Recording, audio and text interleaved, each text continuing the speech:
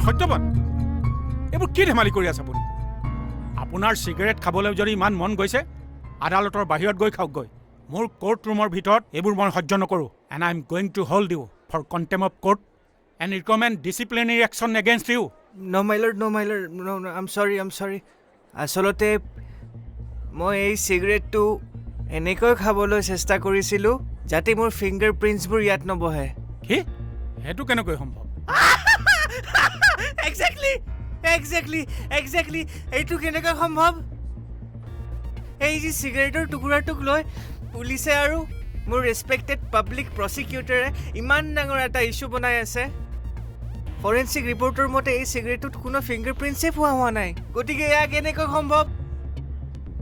এয়া তেতিয়াহে সম্ভৱ যেতিয়া কোনোবাই জানি বুজি এই চিগাৰেটৰ টুকুৰাটো তাত পেলাব। Order silent. মিষ্টাৰ সত্যবান, আপুনি কি ক'ব বিচাৰিছে যে পুলিচে এই চিগাৰেটটো তাত প্লেন কৰিছে? নহয় ছাৰ।